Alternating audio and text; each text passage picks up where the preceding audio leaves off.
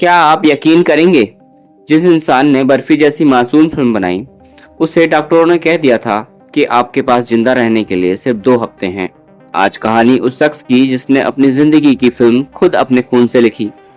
कहानी भिलाई से आए उस लड़के की जिसने मौत को मात देकर बॉलीवुड को जादुई सिनेमा दिया। कहानी अनुराग वासु की।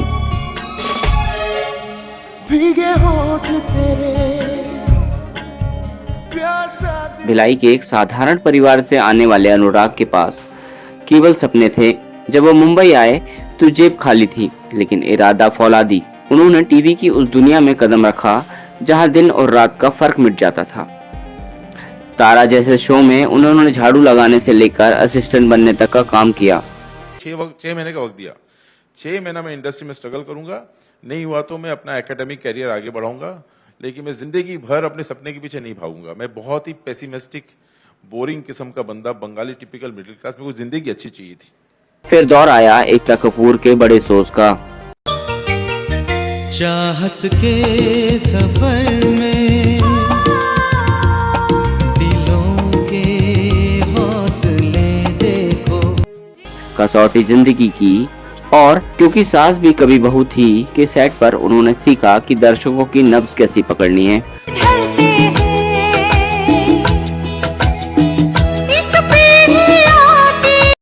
लेकिन अनुराग का दिल टीवी के छोटे फ्रेम में समा नहीं रहा था।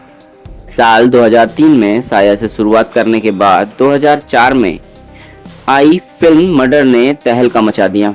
अनुराग बासु रातों रात स्टार डायरेक्टर बन गए। लेकिन ठीक उसी वक्त जब वो अपनी सफलता की सीढ़ी चढ़ रहे थे, किस्मत ने सबसे क्रूर वार किया। फिल्म तुमसा नहीं देखा की शूटिंग के दौरान उनकी तबीयत बिगड़ गई। रिपोर्ट आई कि उन्हें एक खतरनाक ब्लड कैंसर है। डॉक्टरों ने कह दिया कि आपके पास सिर्फ 15 दिन हैं। कीमोथेरेपी के उस असहनीय दर्द में अनुराग के दिमाग में गैंगस्टर की कहानी चल रही थी।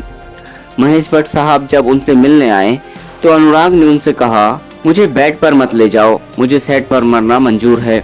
मौत उनके दरवाजे पर दस्तक दे रही थी और वो एक सुपरस्टार कंगना रनौत को तराश रहे थे।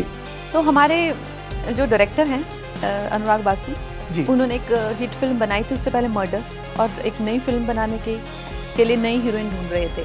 कैंसर हार गया और अनुराग की जीत हुई। कैंसर से ठीक होकर उन्होंने लाइफ इन अ मेट्रो और ऋतिक के साथ काइट्स बनाई, लेकिन उनका असली सिनेमाई पागलपन दिखा बर्फी और जग्गा जासूस में।